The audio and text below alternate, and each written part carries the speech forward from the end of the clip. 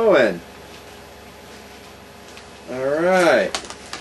Look at these shades, man. I'm with. Let me see what you look like here. James Bond, everybody. James Bond. Okay. All right. Big show tonight, huh? Big show. Brought my book to look official. It's the National Championship of Torah Talks. Yes, this is the big game. This is the big night. There's my water. My water. Here's my water. Put that right here. Got my notes here. And I need my glasses. Got them. Are we ready to start? 7 o'clock. Yeah, you ready? Yeah, you start it up. I'm almost there. Hey, you want one of these? Yeah, thank you. But those are really classy shades. They have you wearing these every day now indoors? At night. At night. Yeah. At night. But Yeah. during the day when the sun's out, you don't have sunglasses. No. Only at night. Only at night, just before I go to bed, so that because the light from the computer screen is like the light from the sun, and it messes with your circadian rhythm, so it's to help me sleep. You know what quarterback used to wear sunglasses in indoor games at night? No. He used to wear night. Jim McMahon. Oh, really? He used to always wear sunglasses at Yeah, night, yeah, and I was yeah, like, yeah, "What yeah. the hell is that?" He's just trying to look cool, pick up chicks, Yeah. trying to get his image going for commercials or something. So you're the second person I know, or have heard of, that wears night sunglasses. Everybody, show them this. Get in the camera so they can see that. You're not in the camera. Yes, I am. Now you're in the camera. So we're night vision sunglasses, because there's so much Torah. There's so much, the glare from the Torah. the Torah has so much light. It brings so much light into the room that it burns his eyes, literally. Exactly. Burning his eyes. So, hi folks, I'm Levi, aka Luke Ford. It's Rabbi Rabbs. This week's Torah portion is Beshalach, which is Exodus chapter 13, verse 17 to chapter 15, verse 26. So, do you think the vitriol that we express on Torah Talk caused the shooting of U.S. Representative Gabriel? I was wondering how long it would take before you would bring that up into the show, and it was pretty much immediate, wasn't it? Yeah.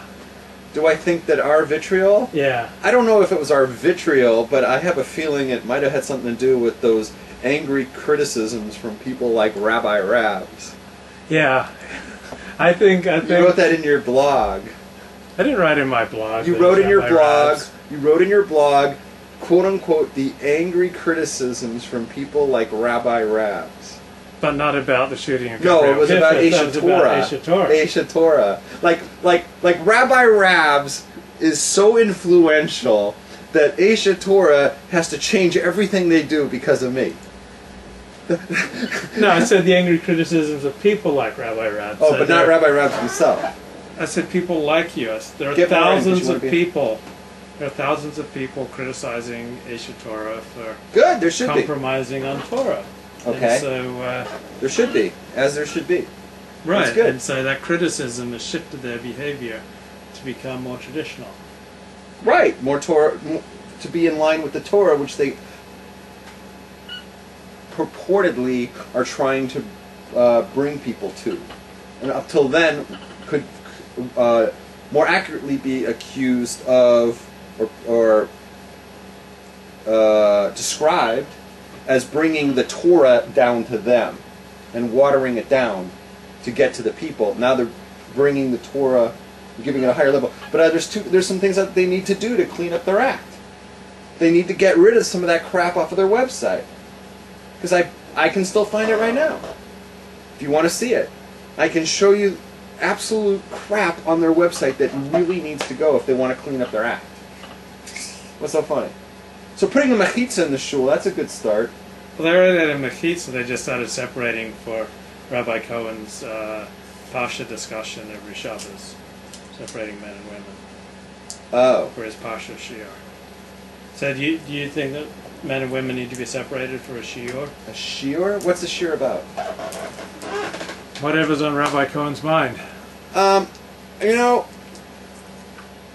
you want to know the truth? Yeah. I could go either way. I don't think that's the end of the world. Yeah. If you're working with Bali Tshuva, Yeah. I mean, Which just walk- Torah is. yeah, and you walked in with Bali Tshuva, you know, it's better to separate them, right? But it's not the end of the world, right? Mm-hmm.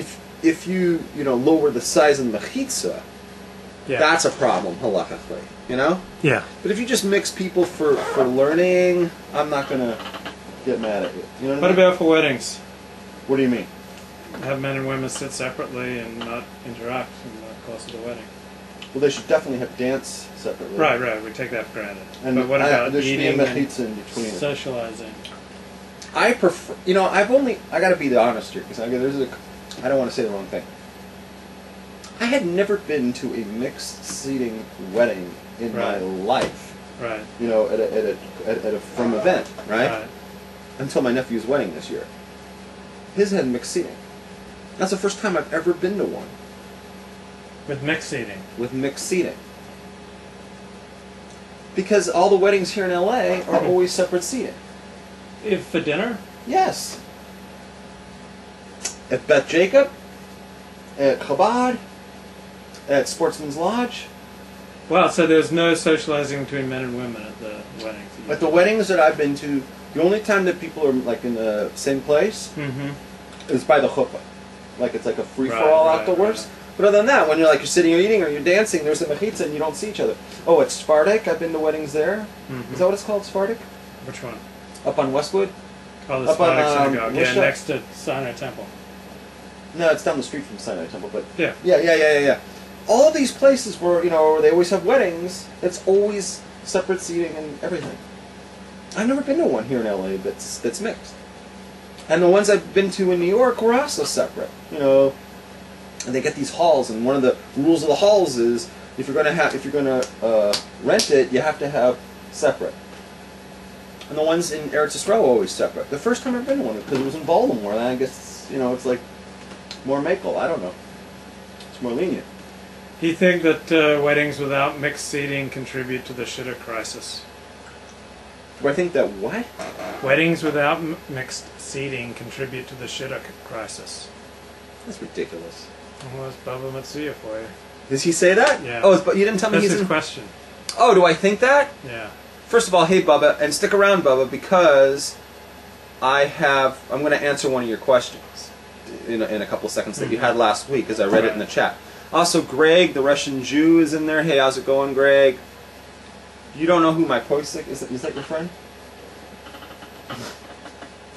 And welcome back to Torah Talk after the individual shout-outs. And we're doing a special healing version of Torah Talk. There was a question, no, but I was supposed to answer this guy's question. What did he say? I asked you his question about mixed seating, weddings without mixed seating. How are people supposed to meet people? How are people... Oh, no, he said Craigslist. That's got to be Chayv Malach, because he talks about Craigslist every single time. That's his thing. He probably works for Craigslist. He's probably Craig. That's him. That's Craig. What was he saying? How are people supposed to meet each other if not at a wedding? Who meets each other at a wedding? I've never heard of such a thing. So it's like that doesn't happen. So to eliminate that's not. Is that the cause? No. I don't think it has anything to do with it. Traditionally, Jews always had separate seating at weddings. So and we always got married. I think that the problem with shidduchim in general is much more fundamental. It's much more institutional. It's a whole thing. We could talk about it for 2 hours. But I don't think that mixed seating versus non-mixed seating at the weddings is the problem at all. And I think that's like nothing. I know you had a few words you wanted to say about the passing of Reform Cantor, Debbie Friedman. I never heard of her. So go ahead. I don't know who she is. I never heard of her. Let it out, Rabbs. You don't have to defend that emotion. I know you I've just never want to heard cry. of her. I know never you heard just of want to bawl, and I'm here for you, dude. I never heard of her. I know you love Debbie Friedman, and you have some very profound thoughts on her life, her career, and contributions to music, to the Jewish people. I'm going to be honest. I've never heard of her until I happened to glance quickly by your blog and saw her name in passing. I don't know who she is. Until you just said Cantor, I didn't know that. And you just said something to do with music, so I figured she's like some singer, like Ofra Hazard or something. I don't know any of these people. I don't follow that stuff. I don't have the first clue. I've never heard her sing nothing.